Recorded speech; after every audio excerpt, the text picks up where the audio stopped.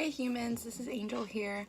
I woke up not feeling that great. I actually woke up with a stomach virus that I think I contracted from my little nephew. That's never fun. The life of a holistic health coach isn't always smooth sailing. Sometimes I get sick too, even when I do a lot of things to prevent it. What I realized though recently is that maybe some people don't understand holistic health and what it actually means to be engaging in holistic health activities for your life. And so I thought I'd maybe give you some examples of things that I personally do when I don't feel well and things that you guys could do at home, super easy, super attainable, usually with things you have in your house. And Google's great. Sometimes the information isn't legitimate, but there's ways to find legitimate information out there from trusted sources. So holistic health. What is holistic health? Holistic health is, if I give you a definition, it's focusing on your mind, body, and soul for the well-being and happiness of your life.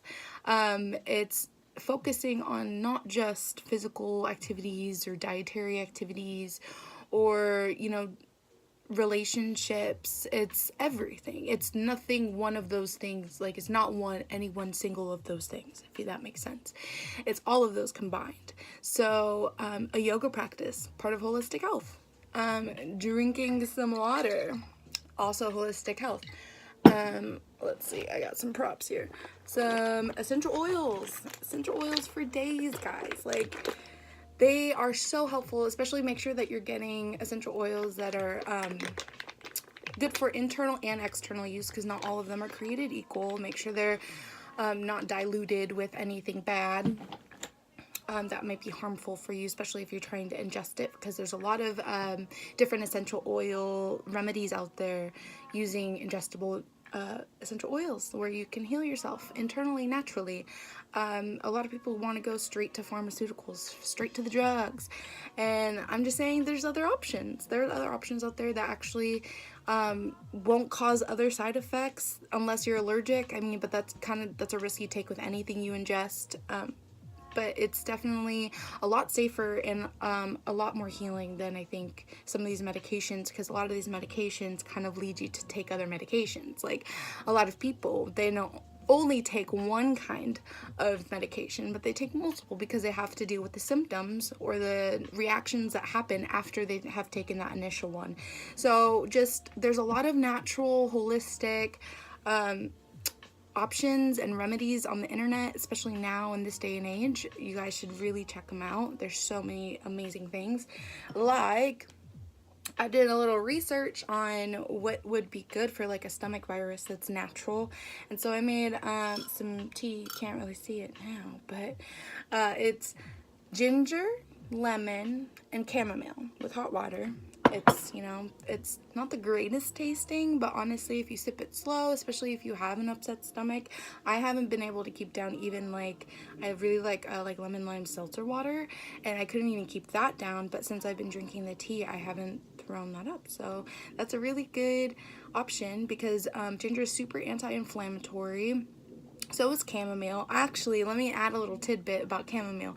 Chamomile is great for itchy dogs, because I've had that experience, and also it is great for piercings. I almost forgot that, but yes, when I was in the UK and I got like this other piercing and whatnot, the practitioner that was doing it on me had said that she had tried so many different natural, holistic type remedies for ear pain, swelling, redness, pussiness, whatever, and she said that the best thing she ever found was chamomile tea bags. And so when I got my piercings, and that's what I used. So there's a little extra tidbit for anyone who gets piercings, or often.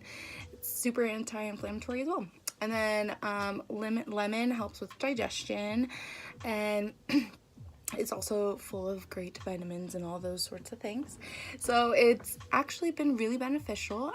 highly suggest it if you guys are having an upset stomach. It's also good if you're like cramping and you have bloating and gas. Peppermint is also a really good one. I just didn't have it in my house at this moment, but I would have added it into the little concoction if I did. So moving on. So probiotics. I think this is a really important one. A lot of our gut health is suffering, and I don't think we actually realize how much our gut health is suffering.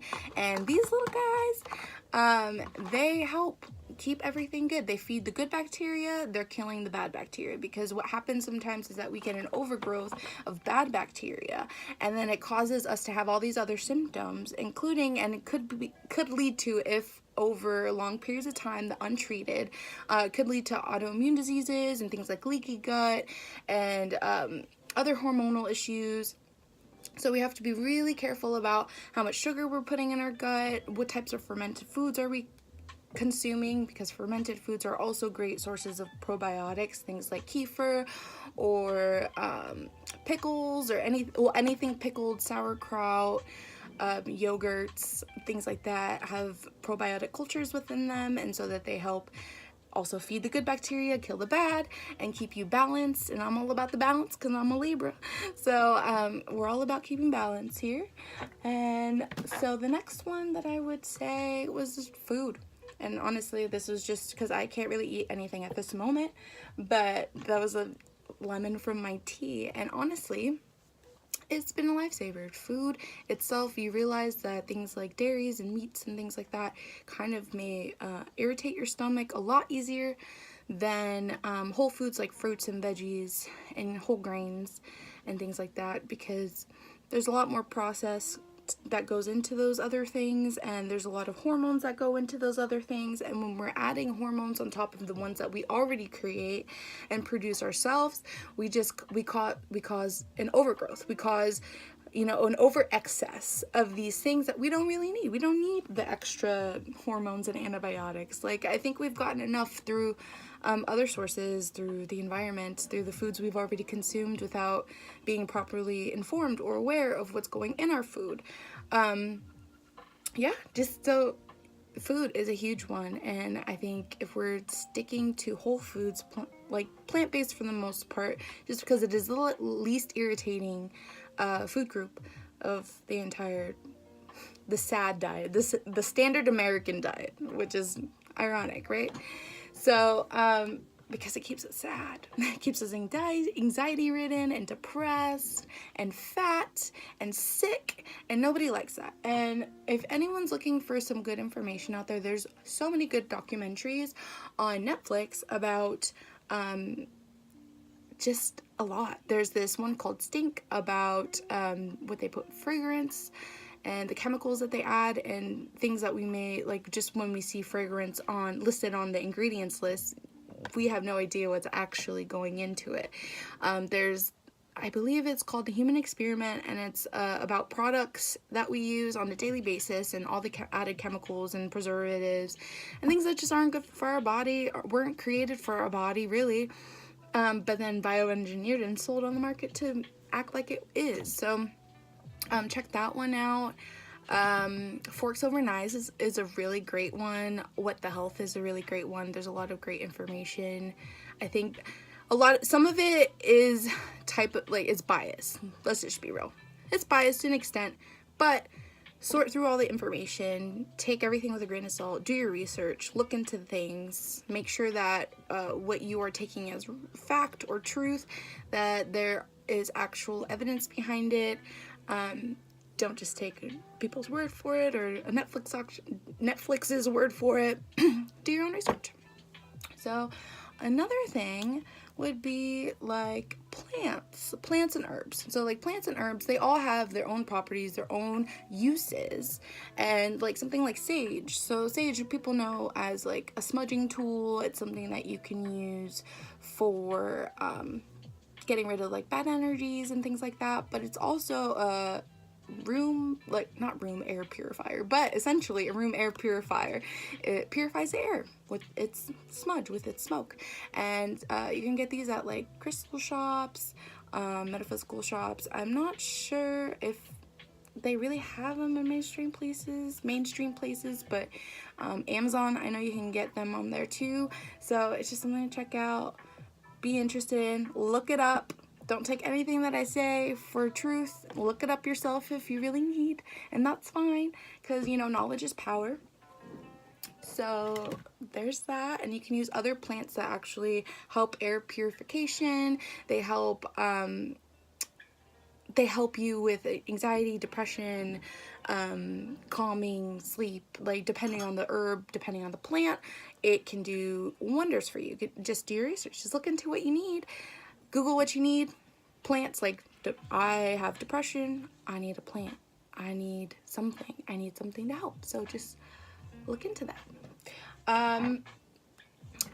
Also, crystals. Crystals are a part of holistic healing. It can be. It's not for everyone.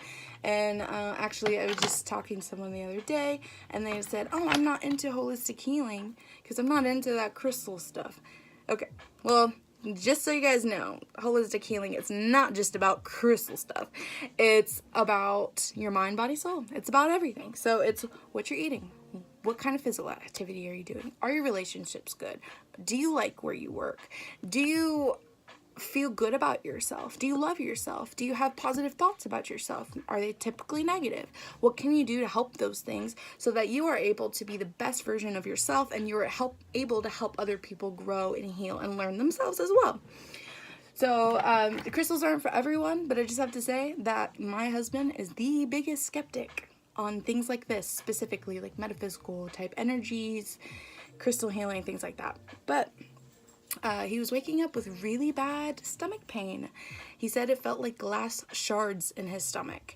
And intuitively, I just felt like I should grab a crystal and just start visualizing healing. And as I did that, he found relief. And now, every time he wakes up with stomach problems, because it's kind of often for him, unfortunately, he is healed. Like, he feels good. He asks me to grab the stone and do some Reiki healing on him. And, you know, it works. It does work. I have been feeling nauseous all day, and I have to say that the only reason I'm able to record this right now is because I've been doing my tea. I've been with my crystals all morning, all afternoon, and they're helping. I can literally put my amethyst on the place in my stomach where it hurts the most, and I feel relief. I feel an energy coursing through my body. So, you know, Reiki practitioners, specifically Reiki masters, people like that, they exist for a reason. They are obviously selling some kind of service because they're successful, and there's plenty of businesses out there who do these things for people, and it works. And whether it works for you or not is a whole nother story. But to just discredit it just because it sounds a certain way, I would say this about anything. Keep an open mind, guys. Always keep an open mind, because honestly, it takes one moment to change your perception, your life, your opinion. It takes one moment. So just give yourself a moment. And if you still don't believe it or it doesn't resonate, move on. That's fine. Just find what works for you. It's all about you. It's all about bio-individuality. It's this idea that we are our own people. We are our own genetic makeup. We have special needs. We have special requirements. Not one thing works for everyone. It's a very personalized type of healing, essentially, which is what I do as a holistic health coach. Is I help people find their specific ways that works best for their lifestyle, their bodies, and see what works for their healing, and make a healing roadmap, essentially, because not everyone's the same. Not everyone needs the same things. Not everything works for everyone, and that's okay. That's totally okay, guys. That's why there's people like me out here to help you figure it all out and find what you guys need to be, focusing on, essentially. So, moving on. So I personally use cannabis, just ganja, to heal some of my nausea, and when I feel like I'm gonna vomit and whatnot, because CBD specifically and THC together, when they work together, is magic. It's helped a lot of people within my life personally. I eventually will do a video on cannabis and health. I kind of want to do its own separate thing altogether, just because it is kind of a hefty subject, and it's also kind of controversial, which is fine because I don't really care. And I have found that it's helped so many people in my life live a normal life. So I'm a huge advocate for THC, CBD, cannabis, whatever. I think it's natural medicine, and I think before we go to pharmaceuticals, that we should definitely check out all of our natural healing options first, because if we don't, we may be hurting ourselves more than healing ourselves in the long run. And we don't want that. What's the point of that, right? So let me see on my little table of goodies. A part of holistic care also, like, I didn't feel well, so I haven't dressed myself all day. I personally don't really like clothes, so I've just been like my robe just so I can like go to the bathroom mostly, and it's been great, and that's what I needed today, and that's okay. It's okay to give yourself what you need in that moment. Also, music's my number one. I use it for everything. Like, it exists in my life, whether I'm in the bathroom, in the shower, in my room, in my car, outside. It's always on me. It's always on somehow, some way. And it's part of holistic healing. Like, there are ways to use the things that you love, the things that feed your soul. That's my dog on the door trying to get in, but I will let her in a second. But there are so many things that we could be doing to feed our body, mind, and soul. It's not just one. What is eating kale and eating the absolute best if your mental health's not right? What's your mental health right if you hate your body? You know, it's like, it's all connected, it's all together, and I think that we should give that more thought and understand, truly understand what holistic healing is, and know that it's beneficial for all of us. And if you think you're doing holistic healing or not at this moment is a moot point, because at the end of the day, you're doing what you need to feed yourself, and not just in a food sense, but in a mind, body, soul sense. You know what you need. Everyone knows what they need. Sometimes we need help remembering what we need. Sometimes we need help figuring out what the next step is, and that's okay. But essentially, deep down, you know what you need. And somebody like me, in my profession, I help people find out what that next step is. And I help people find out what they need and what works for them. And we do, trial and error. That's all life is. Life is just full of trial and error. And at the end of the day, one person's food is another person's poison. And that's just it. So I think that with each other's help, we can find different ways to holistically heal not only ourselves, but the world essentially. Because with each person that we heal on the inside, they take that out into the world. They take the knowledge that is given to them, even any kind of new knowledge you found in this video right now, any of that can be translated into life, to friends, to family, to people you care about, to people you don't care about, people you just want to help. It's just knowledge is wealth. So keep on sharing that knowledge. If you guys need to take a rest day, take it. Don't be hard on yourself, or don't tell yourself negative things because you need a day of rest. It's okay. I woke up sick knowing that I had to do a podcast later today, and so I've been doing everything in my power to nurse myself to health. And it's actually been working. So just put that intention, that's what it is, guys. It's intention. It's this intention that you will heal yourself. That is powerful. If we understood just a fraction of how powerful our mind, our intentions, our thoughts truly are, we'd be unstoppable. We'd be truly unstoppable, because everything that we create in our mind creates in this physical. It's equal exchanges of energy at the end of the day. You give what you get.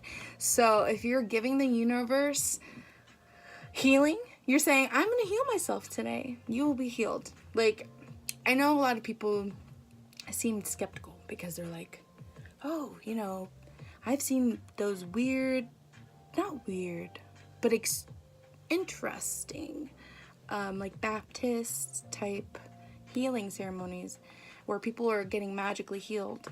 But like, that's just intention. Prayer is intention at the end of the day. And when people send out intention, we get what we're asking, essentially. So take the power of your brain, take the power of your mind, take the power of your body, use it to the best that you absolutely can, because if you can harness this power now, then life will just be easier later. So thanks for listening to me, guys. I appreciated all of your patience and time, and I hope you have a wonderful day, a great wonderful day, and I will see you guys soon. Also, check out my podcast, Blissful Living, tonight at 4 p.m. I believe you can download it after it's aired. So have a great, wonderful day. I love you.